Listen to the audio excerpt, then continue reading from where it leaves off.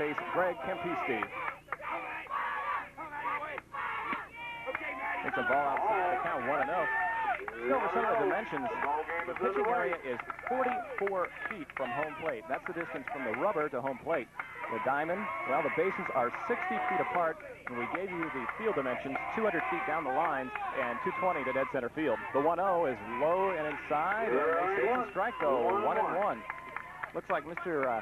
Campiste's got the ability to throw a little off-speed pitch also there. Yeah, Randy, he's a pretty big young man for 10 and under. Looking around the field out there, the Sterling Heights group has a couple kids that are pretty good size, but he's one of the biggest kids I've seen in the tournament. I guess you'd say at the age of 10, 5 feet might be a good dividing line if you're a tall individual. And Mr. Campiste is 10 feet, is 5 feet tall, and he is the largest player on either of the two rosters in size. 1-2 the count right now on Matt Tanner. Nobody out, top of the first. 6-inning championship game. Remember, the 10-run rule has been waived for this championship. Here's the 1-2.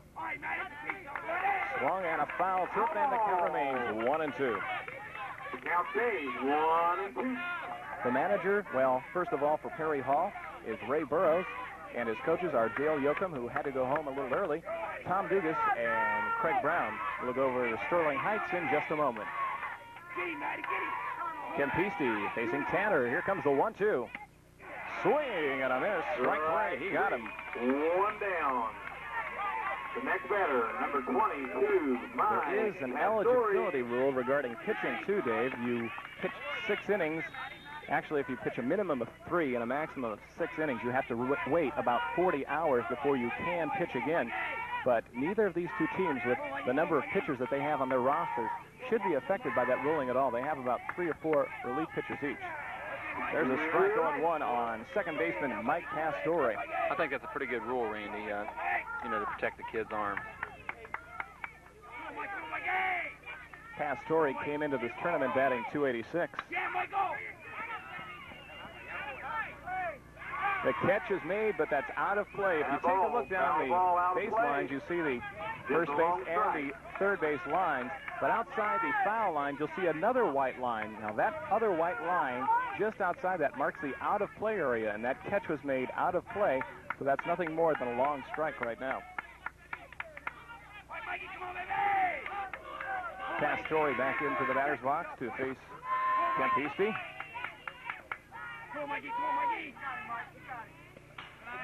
That one's out.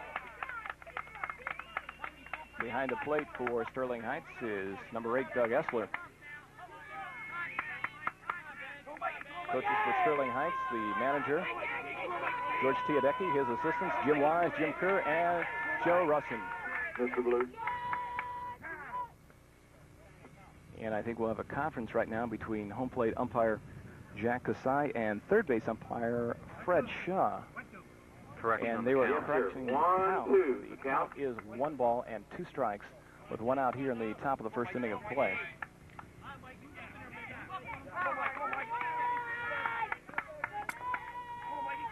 Perry Hall 25-6 on the season. Sterling Heights 21-8. Here comes the 1-2, and that one's foul. Count remains 1 ball and 2 strikes. Count stays the same, 1-2.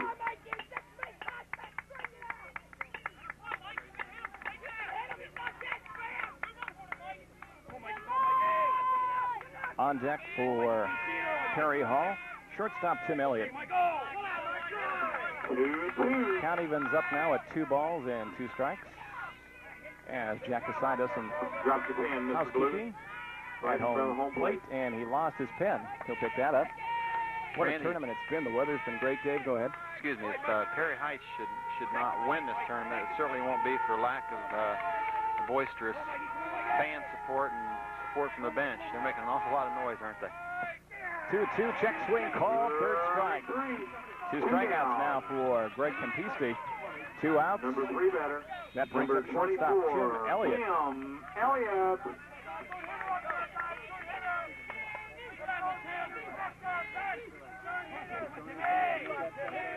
Elliott came into this tournament batting .388.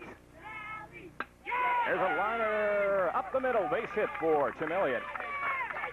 A one-out single. That brings up first baseman Tom Dugas, and he's the gentleman that we talked about yesterday who hit that fly over the left field wall and wound up in center field on diamond number 10. Tom Dugas. Dugas came into tournament action with a very impressive .471 batting average. That is pretty impressive, no matter what league you're playing in. 33 hits and 70 at-bats. There's a strike in there. Fastball 0-1.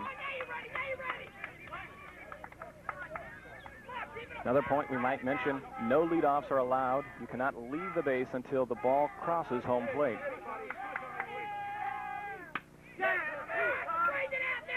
There's a foul. The count goes to 0-2 now on Tom Dugas.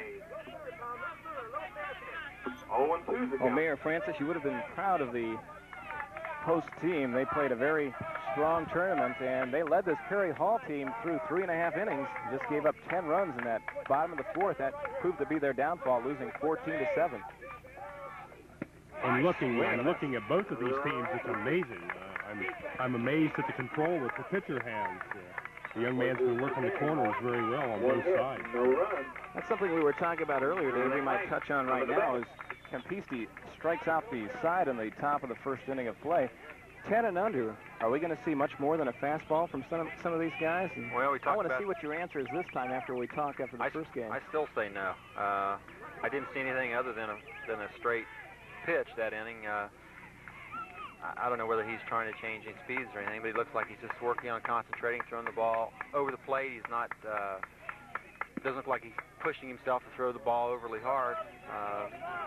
Again, we'll just have to wait and see. I was surprised by Joey Ferris the other day with the little knuckle curve that had a pretty good break on it, but I don't know. We'll just have to wait and see. And a young gentleman from Fresno, California in the late game yesterday threw 4 innings of curveballs, and I think he really mesmerized a lot of the Orioles batters. So we'll see what happens here in this game. The top third of the order up for Sterling Heights. Justin Lease will lead it off, the first baseman, followed by second baseman, check that shortstop, Danny Wise, and left fielder number 6, Stephen Tiadecki. Remember, a 6-inning game. As we said, the 10-run rule has been waived in this contest.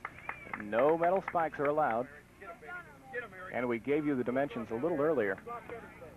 And the interesting thing, too, is a lot of these teams, some have played as little as maybe 15 games, and some of these teams have played as many as 14, 15, 16 tournament games just in the postseason, let alone playing probably about 30 games during the regular season. Yeah, some of them are organized a little different. Some of them are teams that are put together, I guess, as all-star teams for competition in tournaments, and others are teams that have been together the whole season. So you have 2 different makeups, really.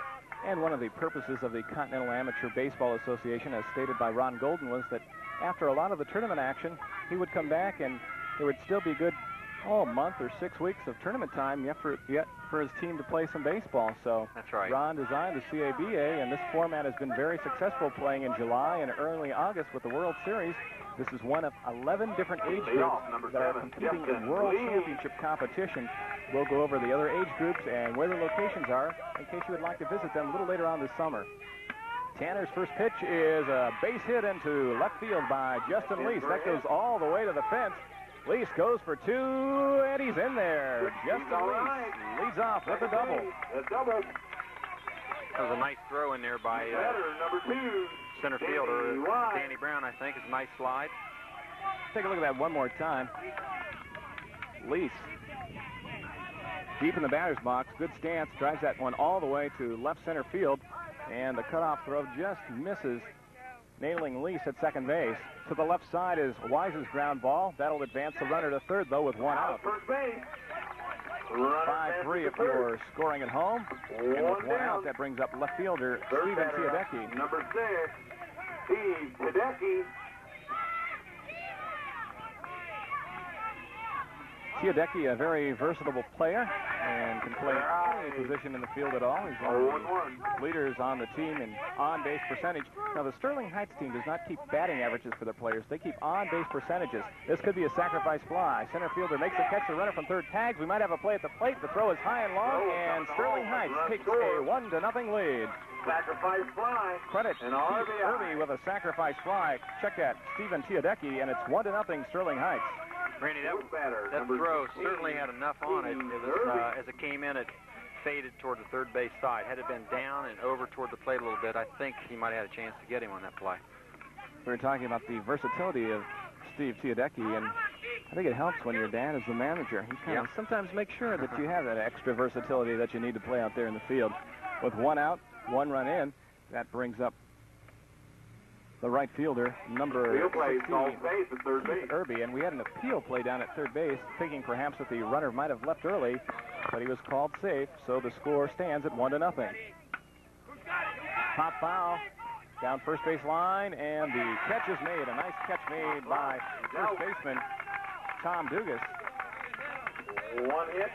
Well, there was 1 hit in the inning, 1 run. but with the sacrifice fly, it was enough to bring in Sterling Heights 1 run. We played 1 complete, and the score is Sterling Heights 1 and Perry Hall nothing.